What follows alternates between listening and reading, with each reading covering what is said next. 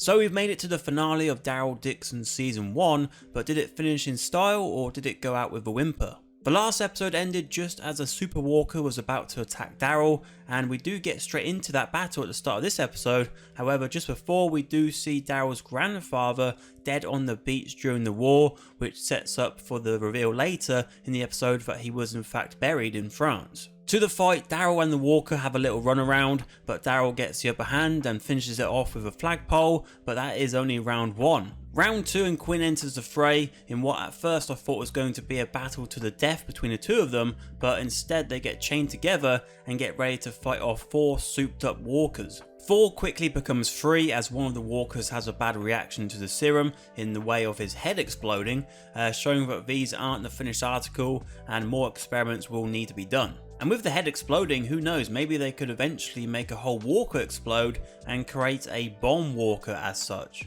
Next, we see one of the walkers get attacked by one of its own for some walker on walker action, with Sinead not impressed with the Mad Doctor that only 2 remain. After a bit of teamwork, Daryl and Quinn defeat the 2 walkers. However, we discover shortly after that Quinn didn't come out of the fight unscathed and is basically a goner. Before that though, after beating the walkers, Daryl looks up to Madame Genet and gives her the whole "are you not entertained" sort of look. Are you not entertained? Are you not entertained? Daryl yeets the walker's head at Madame Genet. She don't like that one bit and orders Daryl to be killed, but Falou comes to the rescue and shoots the gunman in the head, causing a mass evacuation. Genet asks her men how a weapon got past the guards, which is a very good question, and due to Cadron's vendetta against Daryl, she orders him to find and kill him. They put Isabel and Laurent behind bars, but thanks to Isabel's past life for pickpocketing, she was able to nab the key, and so she and Laurent escape. Over to Daryl and Quinn, and with Quinn now accepting his fate, he decides to admit his failings in regards to Isabel and allow Daryl to chop him at the wrist to break them free from each other. And it wouldn't be a Walking Dead show without some limbs being sliced up now, would it? Quinn bows out heroically by running at some of Genet's men to buy Daryl some time to escape. Eventually Daryl finds Laurent and Isabel, but they are separated by a locked gate, so Daryl has to instruct Laurent to save Isabel's life as she's getting attacked by Quinn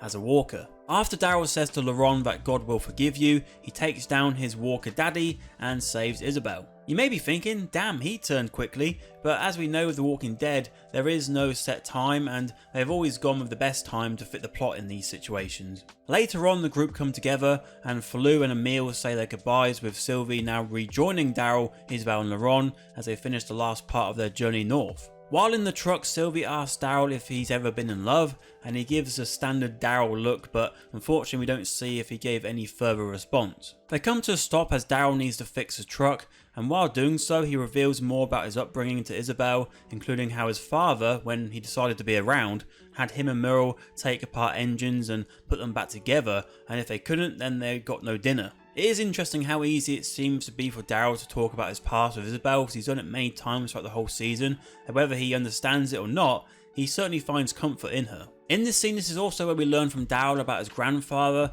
and that he died in France during the D-Day landings in World War II. Daryl states how he left his pregnant wife behind and dismisses the fact his grandfather gave his life for France, and instead questions its worth considering his family fell apart back home. This talk on absent fathers all comes more into play towards the end of the episode when Daryl has to make the decision whether to stay with Laurent or go back home. Continuing with this scene though, Daryl tells Isabel that Quinn thought of her before he died, and Isabel reveals to Daryl that she asked Laurent to draw the picture of him washed up on shore that we saw in episode 1 because she wanted to convince him to stay.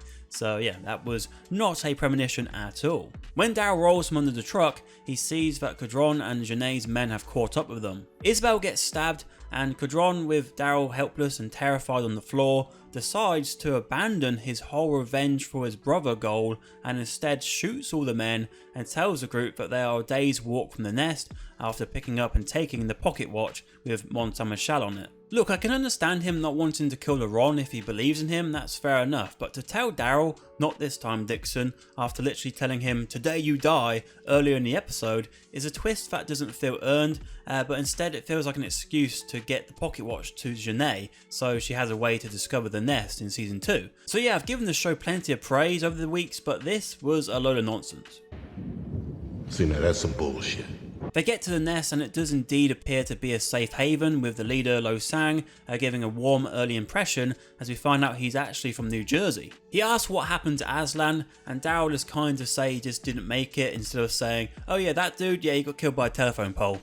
We see Daryl and the group get well adjusted to their new life at the nest, with some looks of admiration from both Isabel and Daryl at each other. Daryl gets asked by Isabel to help her clean her back, and this is where I thought we may finally see the two display the affection they have for each other, but it was not to be, and so Daryl Bell will have to wait until season 2. Though Sang tells Daryl that fishermen from Dover will give him safe passage to England, and then from there he'll find boats to get him back home. Over to Cadron, he returns to Janae and she tells him that she used to work nights in a museum, and due to the amount of eyes she saw, she knows which eyes are truthful from those that are not, and so calls him out on his bullshit. So it looks like in season 2, Cadron might get tortured for some answers. Before Daryl leaves, Isabel tells Daryl he's repeating history by leaving Laron, as it's just like what his father did.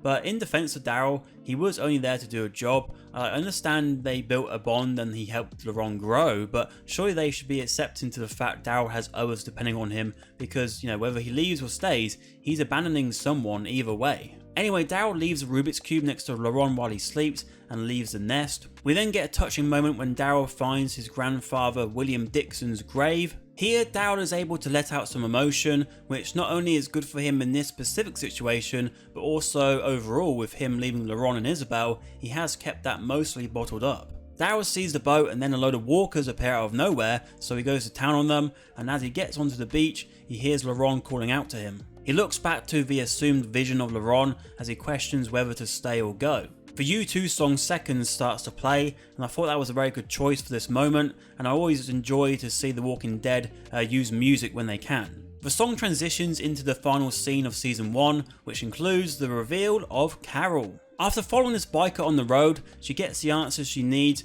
and leaves him in the boot of her car, and she rides Daryl's bike to the camp where Daryl was before he got shipped over to France. It's been announced that Carol will be a season regular for season 2, which has the subtitle The Book of Carol, which I bloody hate, I must admit. I mean, maybe The Book of Boba Fett has caused some damage in my mind with that kind of title, but I just think it sounds a bit cheesy. Overall though, for season 1 of Daryl Dixon, I enjoyed it for the most part, and the different direction gave it a fresh feel. Compared to Dead City, we actually have new characters that have been better developed, and the story did move along at a decent pace. It still though was guilty of Walking Dead shortcuts we've seen many times before, where the writing asks a lot from the audience to accept and take it in, and with some plot points feeling like they just make them up as they go along. It was the best of times, it was the blurst of times, you stupid monkey!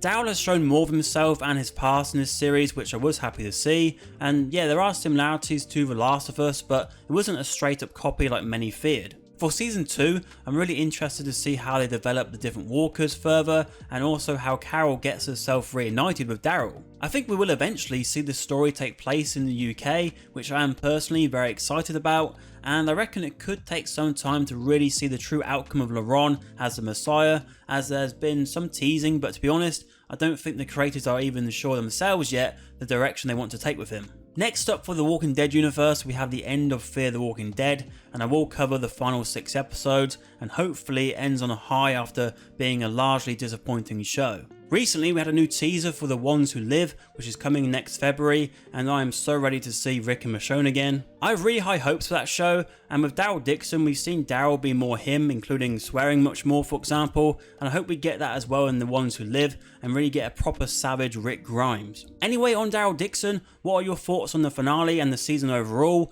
Let me know down in the comments below, and if you want to see another video, on screen is a review for The Exorcist Believer.